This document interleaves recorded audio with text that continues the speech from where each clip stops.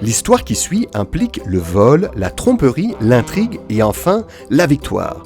Mais quel camp l'emportera-t-il à la fin ? Dans la section 10 de Doctrine et Alliance, nous trouvons certains des meilleurs aperçus sur Satan et ses tactiques. Le Seigneur explique comment Satan utilise des personnes méchantes pour tromper et mentir, et comment il attise la colère dans nos cœurs. Mais le Seigneur nous donne également des enseignements incroyables sur la façon dont nous pouvons rester forts et surmonter tout ce que Satan met sur notre chemin.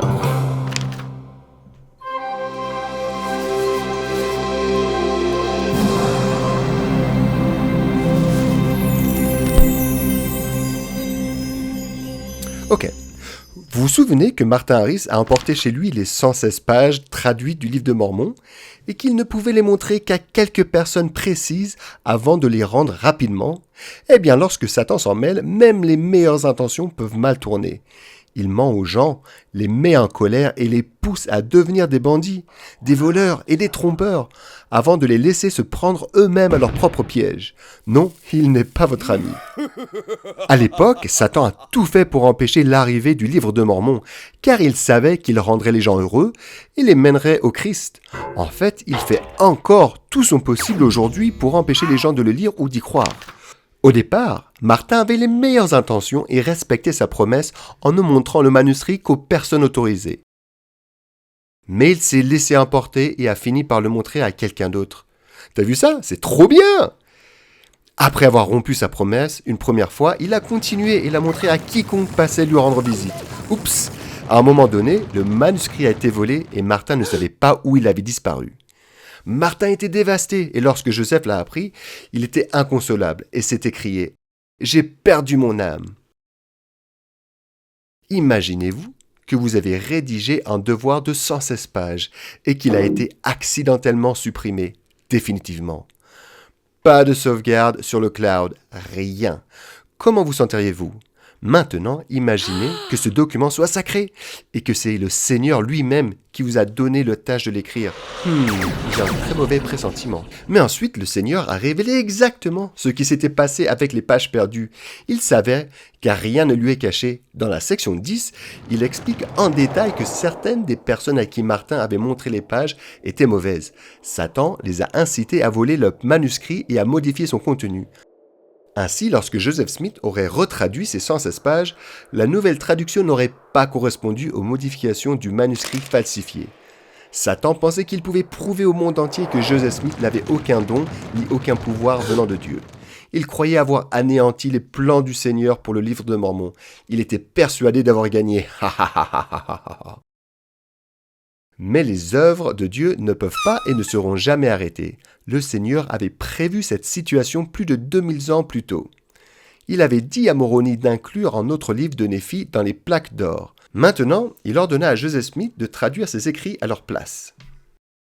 Le Seigneur déclara « Je confronterai ceux qui ont altéré mes paroles et je leur montrerai que ma sagesse est plus grande que la ruse du diable. » Donc, qu'avons-nous réellement perdu ? La première tentative de Néphi d'écrire, la première tentative de Mormon d'éditer et la première tentative de Joseph de traduire. Et qu'avons-nous gagné ? Tous les écrits de remplacement et les incroyables récits de un Néphi à Omni.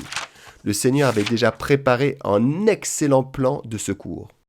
Parfois, nous nous sentons comme Joseph Smith à ce moment-là. Comme si nous avions tellement échoué qu'il n'y avait plus jamais d'espoir ou de bonheur. Le péché, les erreurs, la dépression, le divorce, les mauvais choix, les addictions ou les abus nous donnent-ils parfois ce sentiment ? Pensons-nous que nos bénédictions et nos promesses sont ruinées à cause de nos fautes et qu'il n'y a plus d'espoir ? Et qu'il n'y a aucune chance que notre bénédiction patriarcale ne se réalise ? Alors à quoi bon essayer ? C'est là qu'intervient le plan de rédemption de Dieu, avec toutes ses brillantes solutions, y compris la grâce, le pouvoir habilitant de Dieu, qui s'applique à chacun de nous personnellement.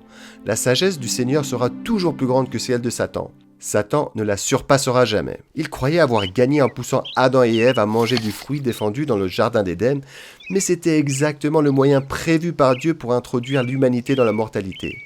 Plus tard, Satan pensait encore avoir gagné en faisant crucifier Jésus-Christ dans sa jeunesse. Mais c'était précisément le plan du Seigneur pour accomplir l'expiation.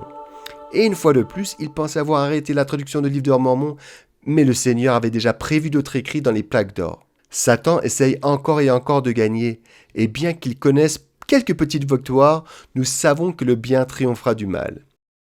Et juste pour être clair, ce n'est pas parce que nous savons qui va gagner que nous ne devons pas choisir notre camp. Nous avons toujours le choix même de faire le mal. Martin et Joseph ont fait de grandes erreurs, mais le Seigneur s'est occupé d'eux, a réparé les problèmes et lorsqu'ils se sont repentis, il les a pardonnés. Martin est même devenu plus tard l'un des témoins spéciaux du livre de Mormon.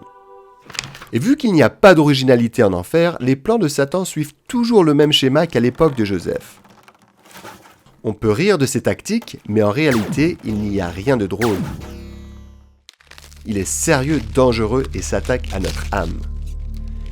Il tente, embrouille, flatte et trompe, il ment, falsifie, détruit et prospère dans l'obscurité. Mais grâce à la lumière du Seigneur, nous pouvons discerner ces attaques en appliquant les principes de base enseignés à l'école du dimanche.